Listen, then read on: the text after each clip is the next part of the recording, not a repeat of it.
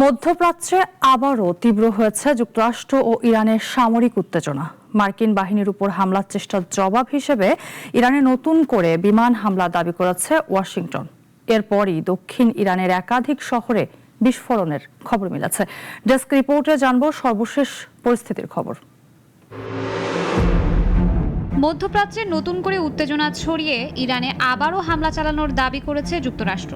মার্কিন central command বা CENTCOM বলছে, মধ্যপ্রাচ্যে অবস্থানরত মার্কিন বাহিনীর উপর ইরানের হামলা চেষ্টার জবাব হিসেবেই এই অভিযান পরিচালনা করা হয়েছে। সেন্টকমের তথ্য অনুযায়ী যুক্তরাষ্ট্রের স্থানীয় সময় বুধবার রাতে এবং ইরানের স্থানীয় সময় বৃহস্পতিবার ভোরে এই হামলা শুরু হয়। সামরিক বাহিনীর ভাষ্য, এটি ছিল ইরানের সাম্প্রতিক হামলার চেষ্টার বিরুদ্ধে শক্তিশালী জবাব। হামলার পর দক্ষিণ ইরানের বিভিন্ন এলাকায় দফায় দফায় বিস্ফোরণের খবর পাওয়া যায়। ইরানের রাষ্ট্রীয় সংবাদ মাধ্যম জানিয়েছে, খুজেস্তান প্রদেশের আবাদানে কয়েকটি স্থাপনাকে লক্ষ্য করে হামলা হয়েছে।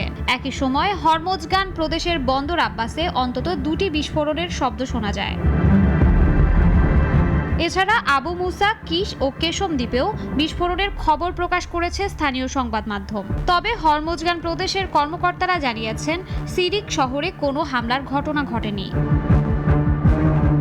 ইরানের একমাত্র পারমাণবিক বিদ্যুৎ কেন্দ্রের অবস্থান বুশেহর প্রদেশেও বিস্ফোরণের শব্দ শোনার দাবি করা হয়েছে। আধা সরকারি বার্তা সংস্থা তাসনিম জানায়, কেশম দ্বীপে শহরের ভেতরে অন্তত 3টি বিস্ফোরণ হয়েছে। স্থানীয়দের বরাতে একটি ক্ষেপণাস্ত্র আবাসিক এলাকায় আঘাত হানার কথাও জানানো হলেও তাৎক্ষণিকভাবে হতাহতের কোনো আনুষ্ঠানিক তথ্য পাওয়া যায়নি। এর কয়েক ঘন্টা আগে মার্কিন প্রেসিডেন্ট ডোনাল্ড ট্রাম্প ইরানের বিরুদ্ধে খুব কঠোর সামরিক জবাব দেওয়ার ঘোষণা দেন। মিশরে যুক্তরাষ্ট্রের মালিকানাধীন একটি এলএনজি ট্যাঙ্কারে ড্রোন হামলার পর তিনি বলেন, এবার যুক্তরাষ্ট্রের পালা এবং ইরানকে এর জবাব দেওয়া হবে। সাম্প্রতিক সপ্তাহগুলোতে যুক্তরাষ্ট্র ও ইরানের পাল্টাপাল্টি হামলায় মধ্যপ্রাচ্যের নিরাপত্তা পরিস্থিতি আরও অস্থির হয়ে উঠেছে।